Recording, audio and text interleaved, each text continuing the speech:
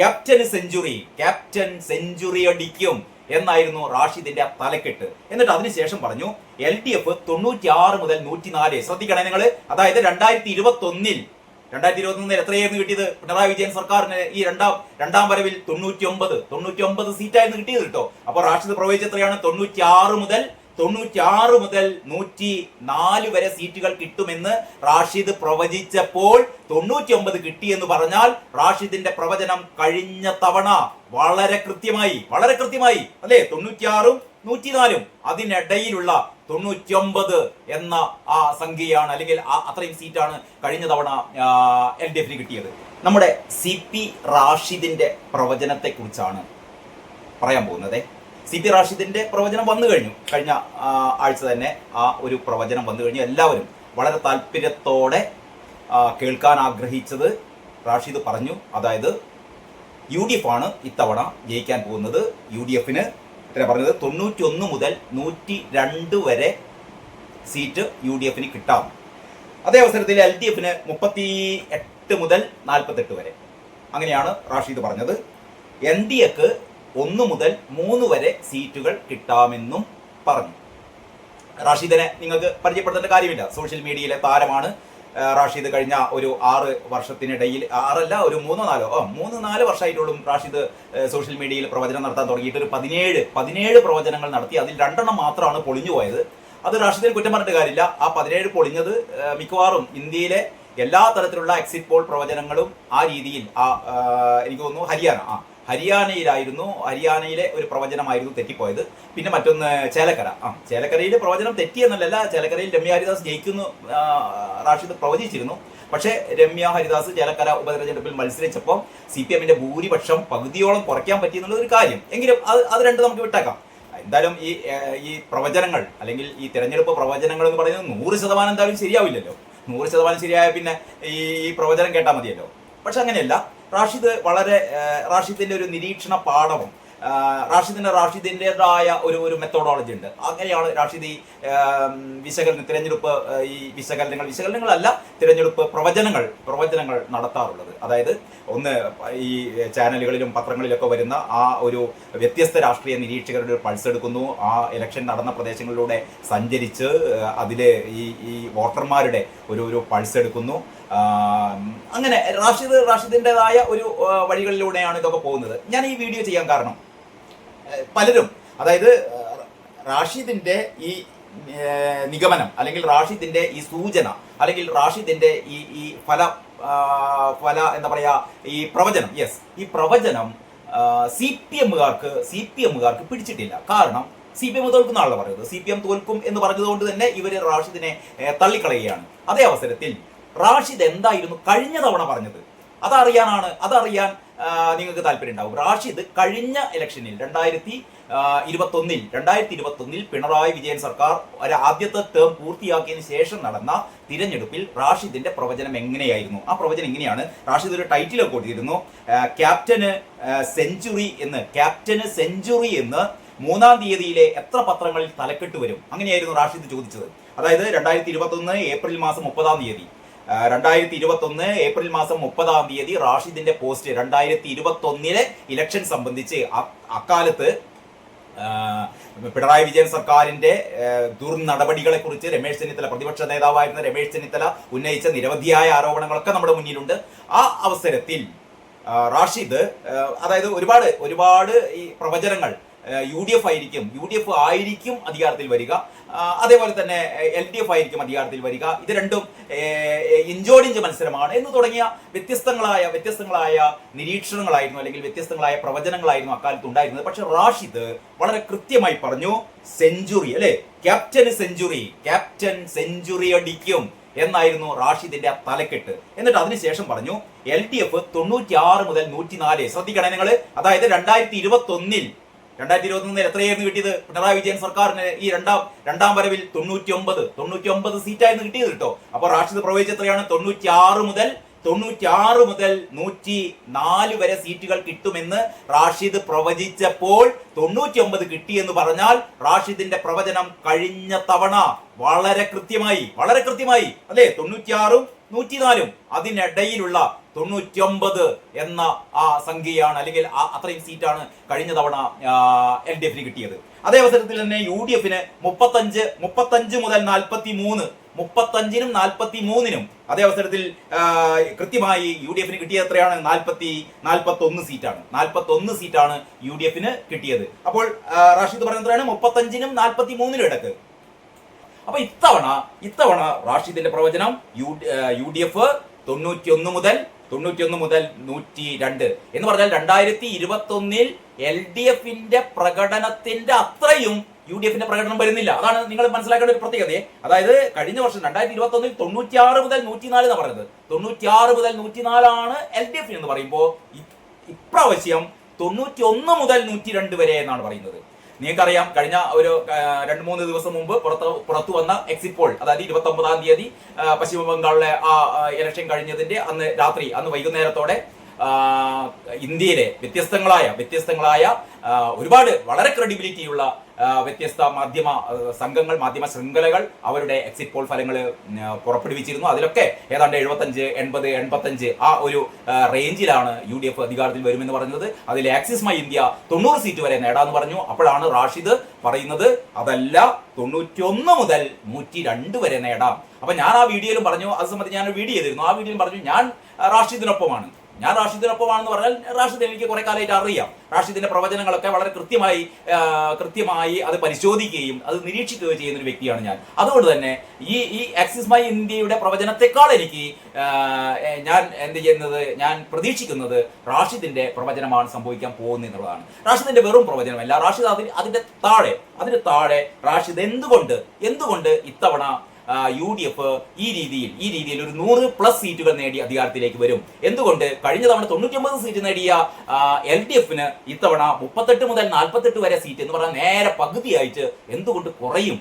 മാത്രമല്ല BJP ഇപ്രാവശ്യം 1 മുതൽ 3 വരെ സീറ്റുകൾ നേടും എന്നൊക്കെ പറയുമ്പോൾ ഇതിനുള്ള ഒരു എന്തിന്റെ അടിസ്ഥാനത്തിലാണ് റാഷിദ് ഇത് പറയുന്നത് എന്നുള്ള ഏറ്റവും പ്രധാനമാണ്. അതിലെ ഒന്നാമത്തെ കാര്യം ന്യൂനപക്ഷ വോട്ടുകളുടെ ഏകീകരണമാണ്. അതായത് നേരത്തെ വളരെ നേരത്തെ ഇവിടുത്തെ മുസ്ലിം വോട്ടുകൾ അല്ലെങ്കിൽ ക്രിസ്ത്യൻ വോട്ടുകൾ അങ്ങനെയൊക്കെ പറയുന്നത് എത്രമാത്രം ശരിയാണെന്ന് എനിക്ക് അറിയില്ല. എങ്കിലും അങ്ങനെ കുറെ വോട്ടുകളുണ്ട്. നമ്മൾ സാധാരണ പറയാറില്ലേ, മുസ്ലിം vote bank, Christian vote bank എന്നൊക്കെ പറയുന്ന മുസ്ലിം വോട്ട് ബാങ്കും ക്രിസ്ത്യൻ വോട്ട് ബാങ്കും വളരെ നേരത്തെ UDF-നൊപ്പമായിരുന്നു. പക്ഷെ അത് ഇടക്കാലത്ത് അത് LDF പതുക്കെ വന്നു. കാരണം LDF ഒരു മുസ്ലിം പ്രീണനം നടത്തുന്ന ഒരു പതിവുണ്ടായിരുന്നു. പ്രത്യേകിച്ചും നമുക്കറിയാം ഏത് കാലത്ത് ഈ പൗരത്വ ഭേദഗതി ബില്ലൊക്കെ വന്നപ്പം പൗരത്വ ഭേദഗതി ബില്ലിനെതിരെ നിയമസഭയിൽ പ്രമേയം പാസാക്കി. ഇതിനെതിരെ നിരവധിയായ പ്രക്ഷോഭങ്ങൾ നടത്തി. പൗരത്വ ഭേദഗതി നിയമപ്രകാരം കേരളത്തിലല്ല ഇന്ത്യയിലുള്ള ഒരു മുസ്ലിമിനെയും ഇവിടെ നാട്ടി പുറത്താക്കുന്ന ഒരു കാര്യമേ വരുന്നില്ല. ഇവിടുത്തെ ഒരു മുസ്ലിമിനും ഒരു ക്രിസ്ത്യാനിക്കും ഒരു തരത്തിലുള്ള രാജ്യം വിട്ടുപോകേണ്ട അവസ്ഥയൊന്നും വരില്ല. അത് മറ്റ് രാജ്യങ്ങളിൽ നിന്ന് ഇന്ത്യയിലേക്ക് വരുന്നവരെ മാത്രം പരാമർശിച്ചുള്ള ഈ പൗരത്വ ഭേദഗതി നിയമങ്ങളൊക്കെ ആയിരുന്നു. പക്ഷെ അത് സംബന്ധിച്ച് ഒരുപാട് തെറ്റിദ്ധാരണകളാണ് പടർത്തിയത്. ഏറെ തെറ്റിദ്ധാരണകൾ, ആ തെറ്റിദ്ധാരണക്ക് മേൽ തെറ്റിദ്ധാരണകൾ നമ്മുടെ ഈ LDF പടർത്തി. കാരണം അവരുടെ ലക്ഷ്യം ഒന്നും മാത്രമായിരുന്നു, ഈ മുസ്ലിം വിഭാഗത്തെ പ്രകോപിപ്പിച്ചുകൊണ്ട് അവരുടെ വോട്ടുകൾ കീശയിലാക്കുക എന്നുള്ളത്. അതേ അവസരത്തിൽ നമുക്കറിയാം ഈ ഹമാസ് ഇസ്രായേലിൽ നടത്തിയ നരഹത്യ. ഏതാണ്ട് 1400ഓളം ഇസ്രായേലിയുടെ സൈനിക ക്യാമ്പുകളിലായിരുന്നില്ല ആക്രമണം കേട്ടോ.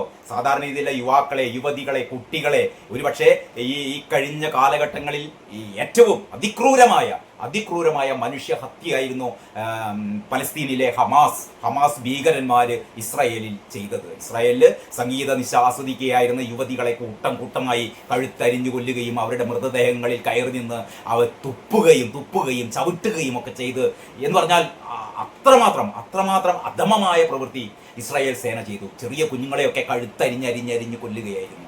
ഏതാണ്ട് 200ഓളം കുട്ടികളെയാണ് കൊന്നത് എന്നാണ് റിപ്പോർട്ടുകൾ ഉണ്ടായിരുന്നത്. അപ്പൊ അത്രയും അതിനീചമായ ആക്രമണം നടത്തിയതിനെ തുടർന്നാണ് ഇസ്രായേൽ എന്ത് ചെയ്യുന്നത്, ഇസ്രായേൽ പലസ്തീനെ ആക്രമിക്കുന്നത്, അല്ലെങ്കിൽ ഈ ഹമാസ് ഭീകര സംഘത്തെ അടിച്ചമർത്താൻ വേണ്ടിയിട്ടുള്ള ആക്രമണം നടത്തുന്നത്. അതിനെ തുടർന്നായിരുന്നു ഇപ്പൊ നടന്നുകൊണ്ടിരിക്കുന്ന ഈ സംഘർഷങ്ങളൊക്കെ അതിന്റെ ഭാഗമാണ്. കാരണം ഇറാനൊക്കെ ഈ ഹമാസിനെ ഐക്യദാർഢ്യം പ്രകടിപ്പിക്കുക ചെയ്തിരുന്നു. അപ്പൊ ഞാൻ പറഞ്ഞുകൊണ്ട് വരുന്നത്, അപ്പൊ അവിടെ മിഡിൽ ഈസ്റ്റിൽ നടന്ന ആ ഒരു പ്രശ്നത്തെ പോലും ഇതെന്തോ കേരളത്തിലെ മുസ്ലിങ്ങൾക്കെതിരെ എന്തോ അതായത് ഇസ്രായേൽ കേരളത്തിലെ മുസ്ലിങ്ങളെ ആക്രമിക്കാൻ വരുന്നു എന്നുള്ള രീതിയിലൊക്കെ ഒരു ഭീതി പടർത്തിക്കൊണ്ട് ഹമാസിന് വേണ്ടിയിട്ട് നാടുനീളെയല്ല, കേരളത്തിലെ മുസ്ലിം ഡോമിനന്റ് ആയ പ്രദേശങ്ങളിലൊക്കെ പലസ്തീൻ ഐക്യദാർഢ്യ സംഗമങ്ങൾ നടത്തിയ വീരന്മാരാണ് CPM-കാർ കേട്ടോ. അപ്പൊ ഈ CPM-കാർ എന്ന് പറഞ്ഞാൽ എങ്ങനെയൊക്കെ സാമുദായിക ധ്രുവീകരണം നടത്താം, എങ്ങനെയൊക്കെ മതവിദ്വേഷം പടർത്താം, എന്നിട്ട് അതിൽ നിന്ന് എങ്ങനെ നമുക്ക് ലാഭം കൊയ്യാം എന്നൊക്കെ പരീക്ഷിച്ച CPM ഈ മുസ്ലിം വോട്ടുകൾ കൈക്കലാക്കാൻ വേണ്ടിയിട്ട് ഇത്തരത്തിലുള്ള ഒരുപാട് മുസ്ലിം പ്രീണനങ്ങൾ നടത്തിയ കഥ നമുക്കറിയാം. അപ്പോഴാണ് അവരുടെ കൈവശമുണ്ടായിരുന്ന ഹൈന്ദവ വോട്ടുകൾ പതുക്കെ പ്രത്യേകിച്ചും ഈഴവ വോട്ടുകൾ, നമുക്കറിയാം കേരളത്തിലെ ഏറ്റവും കൂടുതൽ ഈഴവ വോട്ടുകൾ ഉള്ള പാർട്ടി എന്ന് പറയുന്നത് CPM ആണ്, അതല്ലാതെ BJP അല്ല. അപ്പൊ CPM-ന്റെ കൈവശമുള്ള ഈ ഈഴവ വോട്ടുകൾ പതുക്കെ BJP-യിലേക്കും ഒരുപക്ഷെ UDF-യിലേക്കും ഒക്കെ വഴിമാറി പോകുന്നൊരവസ്ഥ വന്നു. കാരണം എന്ന് പറഞ്ഞാൽ ഈ ഹൈന്ദവ വിഭാഗം സഹികെട്ടു. കാരണം എന്ന് പറഞ്ഞാൽ CPM എന്ന് പറയുന്നത് മുസ്ലിം പ്രീണനം നടത്തുന്ന പാർട്ടിയാണ് എന്ന് പറയുന്ന ഒരു ധാരണ അല്ല, അതായിരുന്നു സത്യം. അപ്പോഴാണ് ഒരു വീണ്ടും വിചാരം പാർട്ടി നടത്തിയത്. പ്രത്യേകിച്ചും ശബരിമല പ്രക്ഷോഭകാലത്ത് ശബരിമലയിൽ ആചാര ലംഘനം നടത്താം, ഇവിടെ നാട് നീളെ പൂമരൻ പ്രസംഗിക്കുകയായിരുന്നു, സ്വരാജ് പ്രസംഗിക്കുകയായിരുന്നു. എന്തൊക്കെയാണ് പ്രസംഗിച്ചത്? മറ്റേ മാളികപ്പുറത്തമ്മ കരഞ്ഞു. മാളികപ്പുറത്തമ്മ കരഞ്ഞപ്പോഴാണ് കേരളത്തിൽ പ്രളയമുണ്ടായത്. അതല്ലെങ്കിൽ ഈ നൈഷ്ഠിക ബ്രഹ്മചാരിയായ അയ്യപ്പനും മാളികപ്പുറത്തമ്മയും കല്യാണം കഴിച്ചു തുടങ്ങിയ ഹൈന്ദവ വിരുദ്ധമായ പ്രസംഗങ്ങളാണ് നാടുനീളെ ഈ പൂമരൻ സ്വരാജ് നടത്തിയത്. പിണറായി വിജയൻ നടത്തിയത് ആ തന്ത്രിയെക്കുറിച്ച്, ശബരിമല തന്ത്രിയെക്കുറിച്ച് ഏറ്റവും അപഹാസ്യമായ രീതിയിലുള്ള പ്രസംഗങ്ങൾ പിണറായി വിജയൻ നടത്തുന്നു. ഏറ്റവും അതിനീചമായ രീതിയിൽ നമ്മുടെ സ്പീക്കർ ഷംസീർ, ഗോവിന്ദൻ, ശ്രീമതി ടീച്ചർ, അങ്ങനെ ഈ CPM-ന്റെ നേതാക്കന്മാർ മുഴുവനും ഇത്തരത്തിലുള്ള ഒരു ഹൈന്ദവ വിരുദ്ധ നിലപാടുകൾ കൈക്കൊള്ളുകയും ഈ ശബരിമലയിലേക്ക് ഈ സ്ത്രീകളെ എന്ന് പറഞ്ഞാൽ വിശ്വാസികളല്ലാത്ത സ്ത്രീകളെ, രഹ്ന ഫാത്തിമയെയും ബിന്ദു അമ്മിനിയെയും ഒക്കെ കയറ്റിവിടുകയൊക്കെ ചെയ്തുകൊണ്ട് അവിടെ ആചാര ലംഘനമാണ് വേണ്ടത്, ഇവിടെ എന്താ പറയാ നവോത്ഥാനം മതില് കെട്ടിക്കാൻ വേണ്ടിയിട്ട് നടക്കുകയും ഒക്കെ ചെയ്തൊരു സംഭവം. അതിനെതിരെ ഇവിടെ നാമജപ ഘോഷയാത്രകൾ ഉണ്ടായി, ഹൈന്ദവ സമൂഹം ആകെ ഇളകി മറിഞ്ഞു.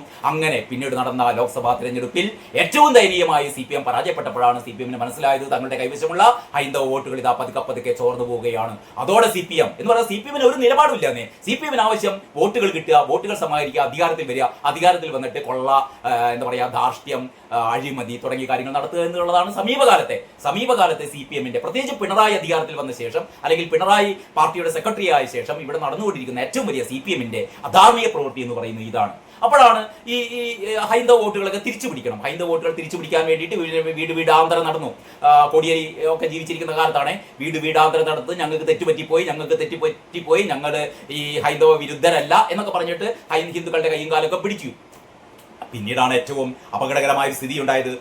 ഇതൊക്കെ പറഞ്ഞ് ഹിന്ദുക്കളെ പാട്ടിലാക്കി ഞങ്ങൾ നിങ്ങളോടൊപ്പമാണ് എന്നൊക്കെ പറയുകയും അതേ അവസരത്തിൽ തന്നെ ഹിന്ദുക്കൾ മനസ്സിൽ അല്ലെങ്കിൽ കണ്ണിലെ കൃഷ്ണമണി പോലെ അവർ അത്രയും പവിത്രമായി അവരുടെ ഹൃദയവിശുദ്ധിയായ അയ്യപ്പന്റെ സ്വർണം, അയ്യപ്പന്റെ ശ്രീകോവിൽ, അയ്യപ്പന്റെ ദ്വാരപാലക വിഗ്രഹങ്ങൾ, അയ്യപ്പന്റെ വാതിൽക്കട്ടിൽ സ്വർണം വിജയമല്യ സ്വർണം എന്താ പറയാ സ്വർണം പൂച്ചിയല്ല, സ്വർണം പൊതിഞ്ഞ അത് മുഴുവനും അടിച്ചെടുത്തുകൊണ്ട് പോകുന്ന സഖാക്കൾ. അതിന്റെ പേരിൽ പത്മകുമാർ ജയിലിൽ കടന്നു, വാസു ജയിലിൽ കടന്നു, അങ്ങനെ മുരാരി ബാബു ജയിലിൽ കടന്നു, CPM-ന്റെ ആൾക്കാർ മുഴുവൻ ജയിലിലായി. അപ്പോഴാണ് ഇവര് അതല്ല ഞങ്ങൾ കള്ളന്മാർ മാത്രമല്ല ഞങ്ങൾ ഭയങ്കര സംരക്ഷകരാണെന്ന് പറയാൻ വേണ്ടിയിട്ട് ഒരു ആഗോള അയ്യപ്പ സംഗമം നടത്തി. ആഗോള അയ്യപ്പ സംഗമം നടത്തി എന്തിനു വേണ്ടിയിട്ടാണ്? ഞങ്ങൾ അയ്യപ്പന്റെ പക്ഷത്താണ്, ഞങ്ങൾ ഭക്തന്മാരുടെ പക്ഷത്താണ്, ഞങ്ങൾ ശബരിമലയുടെ പ്രശസ്തി ലോകമാകെ വ്യാപിപ്പിക്കാനാണ് ഞങ്ങളുടെ ശ്രമം എന്നൊക്കെ വരുത്തി തീർക്കാൻ വേണ്ടിയിട്ട് ഇവരൊരു ഉഡായിപ്പ് ആഗോള അയ്യപ്പ സംഗമം നടത്തി. അതിന്റെ പേരിൽ ഒരു 18 കോടി ഊരാളുങ്കലിന് വെട്ടിച്ചു കൊടുത്തു. ആ കേസൊക്കെ ഇപ്പോഴും നടക്കുന്നു. അപ്പോഴാണ് ഈ അയ്യപ്പ സംഗമം നടത്തിയതും വെട്ടിപ്പ്, കൊള്ള, അതിനോടൊപ്പം തന്നെ ശബരിമലയിലെ ഈ സ്വർണ്ണക്കൊള്ള, അതിന്റെ പേരിൽ സഖാക്കൾ അകത്ത് കിടക്കുന്നു എന്ന് പറഞ്ഞാൽ വെളുക്കാൻ തേച്ചത് ബാണ്ടായി എന്ന് പറഞ്ഞ പോലെ ഞങ്ങൾ ഹൈന്ദവരുടെ കൂടെയാണ് എന്ന് വരുത്തി തീർക്കാൻ വേണ്ടി ശ്രമിച്ചതോടെ ആ ശ്രമവും പാളി. ഇവരുടെ കയ്യിൽ നിന്ന് ഈ ഭൂരിപക്ഷ സമുദായത്തിന്റെ, അതായത് ഹൈന്ദവ സമുദായത്തിന്റെ വോട്ടുകൾ പിന്നെയും ചോർന്നു പോകുന്ന ഒരു അവസ്ഥ വരെ എത്തി. അപ്പം റാഷിദ് പറയുന്നു ന്യൂനപക്ഷ വോട്ടുകൾ എന്ന് പറഞ്ഞാൽ ന്യൂനപക്ഷ വോട്ടുകൾ LDF-ൽ നിന്ന് എങ്ങോട്ടേക്ക് പോയി?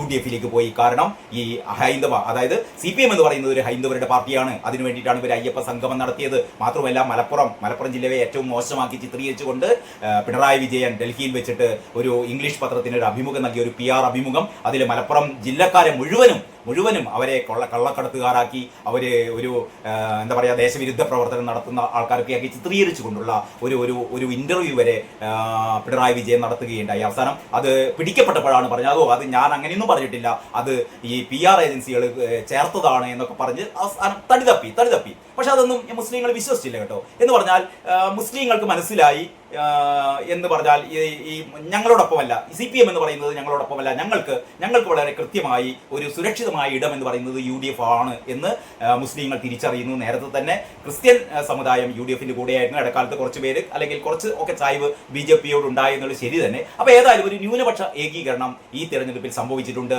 എന്ന് പറഞ്ഞാൽ ഈ തെരഞ്ഞെടുപ്പിൽ ഒരു മുസ്ലിം vote bank, Christian vote bank ഒക്കെ UDF-ന്റെ കൂടെയായിരുന്നു. പ്രത്യേകിച്ചും ഈ മുസ്ലിം വിഭാഗത്തെ കുറ്റപ്പെടുത്തിക്കൊണ്ടുള്ള വെള്ളാപ്പള്ളി നടേശന്റെ ചില പ്രസ്താവനകൾ, അതിനെ വെള്ളപൂശിക്കൊണ്ട് അല്ലെങ്കിൽ അതിനെ പ്രോത്സാഹിപ്പിച്ചുകൊണ്ട് വെള്ളാപ്പള്ളി നടേശന്റെ തന്റെ സ്റ്റേറ്റ് കാറിൽ ഇരുത്തിക്കൊണ്ട് അയ്യപ്പ മഹാസംഗമ വേദിയിലേക്ക് വന്ന പിണറായി വിജയന്റെ ആ ചിത്രം, ഇതെല്ലാം കൂടി കൂട്ടിച്ചേർത്ത് വായിക്കുമ്പോൾ മുസ്ലിങ്ങൾക്ക് മനസ്സിലായി ഈ LDF-നൊപ്പം നിന്നിട്ട് കാര്യമില്ല, LDF-ന് ഇനി വോട്ട് കൊടുക്കില്ല. അങ്ങനെ ഇവർ UDF-ലേക്ക് മുസ്ലിം വിഭാഗം പോയി. ഇതായിരുന്നു റാഷിദിന്റെ ഒരു നിഗമനം കേട്ടോ. മറ്റൊന്ന് റാഷിദ് പറഞ്ഞെന്താന്ന് പറഞ്ഞാൽ ഇടത് അനുഭാവ വോട്ടർമാർ നിരാശരായി എന്ന് പറഞ്ഞാൽ CPM-നുള്ളിൽ നിന്ന് കമ്മ്യൂണിസം ചോർന്നു പോകുന്നു, CPM-ൽ നിന്ന് ആദർശങ്ങൾ ചോർന്നു പോകുന്നു. ഇത് വെറും ഒരു പിണറായി പാർട്ടിയായി മാറുന്നു, അല്ലെങ്കിൽ ഒരു റിയാസ് പാർട്ടിയായി മാറുന്നു. മരുമോലിസം, ഈ പിണറായിസം എന്നൊക്കെ പേരിൽ അൻവർ പറഞ്ഞ ആ കാര്യങ്ങൾ ശരിയാണ് എന്ന് പറഞ്ഞാൽ കമ്മ്യൂണിസത്തിന്റെ ആദർശങ്ങൾ നഷ്ടപ്പെടുകയും പകരം പിണറായിയുടെ ഒരു ഗുണ്ടാ സംഘം, പിണറായിയുടെ ഒരു ഫാൻസ് സംഘം, പിണറായിയുടെ ഒരു ഭക്തസംഘം, ഇവരൊക്കെയാണ് പാർട്ടിയെ നിയന്ത്രിക്കുന്നത് എന്നുള്ളത് കൊണ്ട് തന്നെ പാർട്ടിയിൽ വിശ്വസിക്കുന്ന ഒരുപാട് പേർ എന്ന് പറഞ്ഞാൽ കാലങ്ങളായി CPM-ന് വോട്ട് ചെയ്ത ഒരുപാട് പേർ ഇത്തവണ പാർട്ടിയിൽ നിന്ന് മാറി ഒരുപക്ഷെ അവരുടെ വോട്ടുകൾ UDF-ലേക്ക് പോയി അല്ലെങ്കിൽ BJP-യിലേക്ക് പോയി. മറ്റൊന്ന് പറയുന്നത് CPM രാഷ്ട്രീയ നിലപാടിലെ അസ്ഥിരത എന്ന് പറഞ്ഞാൽ കൃത്യമായ ഒരു രാഷ്ട്രീയ നിലപാട് CPM-നില്ലായിരുന്നു. തരാതര രാഷ്ട്രീയ നിലപാട്. PM ശ്രീ പദ്ധതിയിൽ ഒപ്പുവെച്ചു, പിന്നെ ഒപ്പുവെക്കുന്നില്ല എന്ന് പറഞ്ഞു. അങ്ങനെ വ്യത്യസ്തങ്ങളായ ഈ പൂരം കലക്കലുമായി ബന്ധപ്പെട്ട കാര്യങ്ങൾ, അങ്ങനെ നിരവധിയായ കാര്യങ്ങൾ, ഇവർക്കൊരു രാഷ്ട്രീയ ഒരു സ്ഥിരത ഇല്ലാത്ത ഒരു കാര്യം ആർക്ക് ബോധ്യമായി? പാർട്ടിക്കുള്ളിലുള്ള ആൾക്കാർക്ക് ബോധ്യമായി, അല്ലെങ്കിൽ CPM-ന്റെ സഹയാത്രികർക്ക് മനസ്സിലായി. മറ്റൊന്ന്, ഈ മുഖ്യമന്ത്രിയുടെ വ്യക്തിഗത ഗ്രാഫ് ഇടിഞ്ഞു എന്നാണ് റാഷിദ് ചൂണ്ടിക്കാണിക്കുന്നത് കേട്ടോ. മുഖ്യമന്ത്രിയുടെ വ്യക്തിഗത ഗ്രാഫ് ഇടിഞ്ഞു.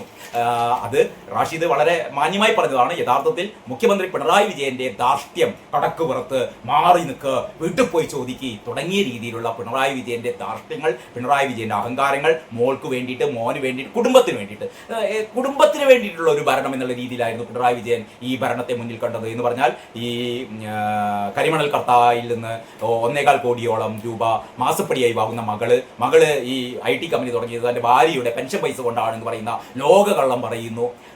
ഇത് ഈ FSIO അന്വേഷണം ഒരു ഭാഗത്ത് തുടരുന്നു. ഈ ഇൻകം ടാക്സിന്റെ ഇന്ററിം സെറ്റിൽമെന്റ് ബോർഡിന്റെ ഈ രേഖകളിൽ അല്ലെങ്കിൽ അവരുടെ റിപ്പോർട്ടിൽ വളരെ കൃത്യമായി വീണ വിജയൻ ഒരു സേവനവും നടത്താതെ ഈ കരിമണൽ കർത്തായിൽ നിന്ന് 1.25 കോടി രൂപ വാങ്ങി. എന്തിനു വേണ്ടിയിട്ട് വാങ്ങി? കാരണം വീണയുടെ അച്ഛൻ എന്ന് പറയുന്നത് കേരളത്തിന്റെ മുഖ്യമന്ത്രിയാണ്. കരിമണൽ കർത്താക്ക് ഒരുപാട് സഹായങ്ങൾ മുഖ്യമന്ത്രി ചെയ്തു കൊടുക്കണം. ഇതിനുള്ള ഒരു അഴിമതി, ഇതിനുള്ള ഒരു കൈക്കൂലി എന്നുള്ള രീതിയിൽ ഈ വീണ വിജയൻ ഈ പറയുന്ന മാസപ്പടി വാങ്ങി എന്നുള്ള രീതിയിലുള്ള കാര്യങ്ങളൊക്കെ വരുമ്പോഴും ഇതിനൊക്കെ എതിരെ അല്ല, തന്റെ മകൾ സംശുദ്ധയാണ് എന്നുള്ള രീതിയിൽ എൻ്റെ നിയമസഭയിൽ കൈ രണ്ടും പൊക്കിക്കൊണ്ട് കണ്ടില്ലേ സംശുദ്ധമായ കൈകളാണ്, കരിപുരളാത്ത കൈകളാണ് എന്നൊക്കെ പറഞ്ഞുകൊണ്ടുള്ള പിണറായി വിജയന്റെ നാട്യങ്ങൾ, ഇതൊക്കെ ഈ അവസാന ഘട്ടത്തിൽ തിരഞ്ഞെടുപ്പ് സമയത്ത് ഇപ്പൊ കിഫ്ബി എന്നൊക്കെ പറയുന്നത് ലോക തട്ടിപ്പാണെന്ന് കേരളത്തിൽ എല്ലാവർക്കും മനസ്സിലായി കഴിഞ്ഞു. എന്ന് പറഞ്ഞാൽ ബജറ്റിന്റെ പുറത്ത് കടമെടുക്കാൻ വേണ്ടിയിട്ട് അത് ആരും കണക്ക് ചോദിക്കാതെ തന്നെ അതിനുള്ളൊരു പ്രത്യേക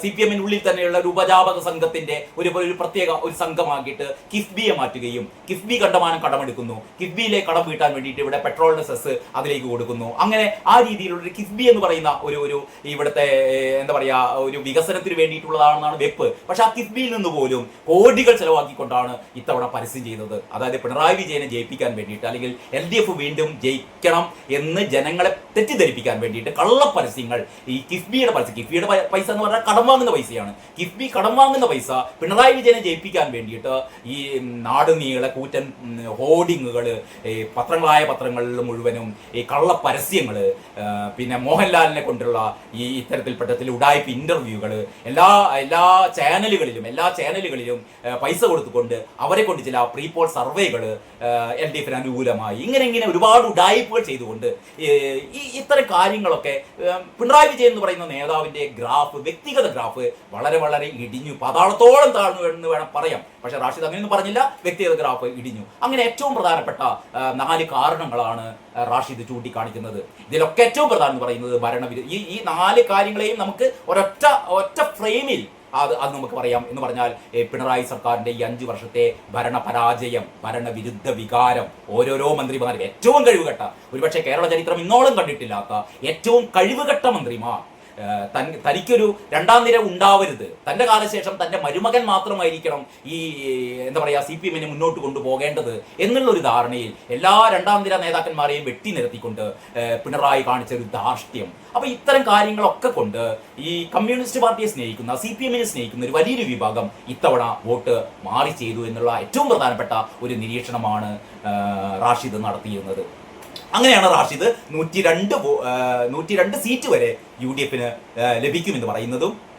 അതിന്റെ പേരിലാണ് റാഷിദിനെ CPM-കാർ മൊത്തം, CPM കടന്നൽ കൂട്ടങ്ങൾ റാഷിദിനെ ആക്രമിച്ചുകൊണ്ടിരിക്കുന്നത്. അതുകൊണ്ട് ഞാൻ ഈ വീഡിയോ ചെയ്യുന്നത് അങ്ങനെ ആക്രമിക്കുന്ന CPM കടന്നൽ കൂട്ടങ്ങൾ, അല്ലെങ്കിൽ CPM ഈ പറയുന്ന ഭക്തസംഘം, CPM-ന്റെ ഭക്തസംഘം അല്ലെങ്കിൽ പിണറായി ഭക്തസംഘം ശ്രദ്ധിക്കേണ്ടത് ഇതേ റാഷിദായിരുന്നു കഴിഞ്ഞ തവണ നിങ്ങൾ ജയിക്കും, നിങ്ങൾ ഈ ഒരു ക്യാപ്റ്റൻ സെഞ്ചുറി നേടുമെന്ന് മറ്റു പലരും പറയാതിരുന്നപ്പോൾ കഴിഞ്ഞ തവണ പറഞ്ഞ ആളാണ് CP റാഷിദ്. ആ റാഷിദ് ഇത്തവണ നിങ്ങൾ പകുതിയോളം വോട്ടുകൾ നിങ്ങൾക്ക്, പകുതിയോളം സീറ്റുകൾ നിങ്ങൾക്ക് കുറയുമെന്നും, നിങ്ങൾ കഴിഞ്ഞ പ്രാവശ്യം 99 സീറ്റിനാണ് അധികാരത്തിൽ വന്നതെങ്കിൽ ഇത്തവണ 100+ സീറ്റുകൾക്ക് UDF അധികാരത്തിൽ വരുമെന്ന് പറയുമ്പോൾ അത് നിങ്ങൾ മനസ്സിലാക്കേണ്ടതാണ്. അതല്ലാതെ നിങ്ങൾക്ക് വേണ്ടി മാത്രം, നിങ്ങൾ ജയിക്കുമെന്ന് പറയുമ്പോൾ മാത്രം അത് മഹത്തായ കാര്യവും, നിങ്ങൾ തോൽക്കുമെന്ന് പറയുമ്പോൾ അതെന്തോ ഒരു തെറ്റായ കാര്യവുമാക്കി അതിനെ ചിത്രീകരിക്കുക എന്ന് പറയുന്നത് സഖാക്കളെ അത് ശരിയല്ല.